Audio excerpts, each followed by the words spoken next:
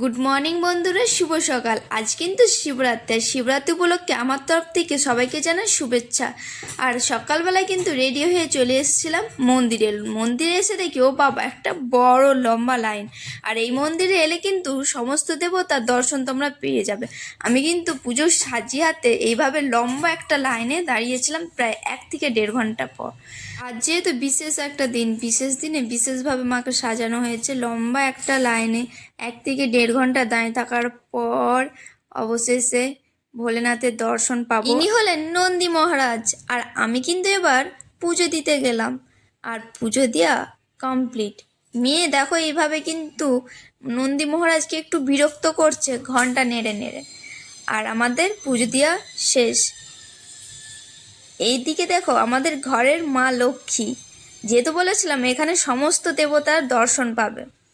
আর এই বটগাছ, এখানে এত ভিড় কিসে? এখানে ভিড় হওয়ার কারণ হচ্ছে কি বলতো, এখানে একটা মহাদেবের ছোট্ট লিঙ্গ আছে গাছের তলায়।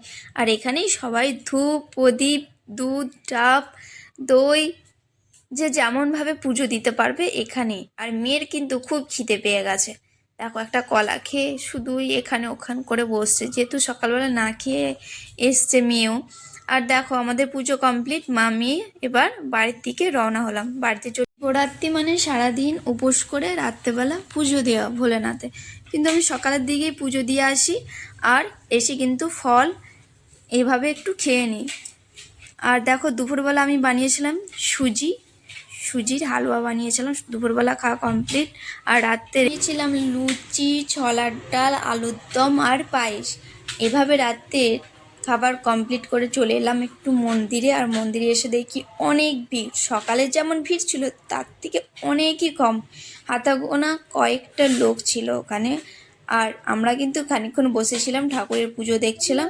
পুজো দেখার পর আমরা চলে এলাম বাড়ি। আর আজকের ব্লগটা তোমাদের কেমন লাগলো অবশ্যই কমেন্ট করে জানিও। আর যদি ভালো লেগে থাকে অবশ্যই যারা ফেসবুক থেকে দেখছো ফলো করে দিও, আর যারা ইউটিউব থেকে দেখছো তারা সাবস্ক্রাইব করে দিও।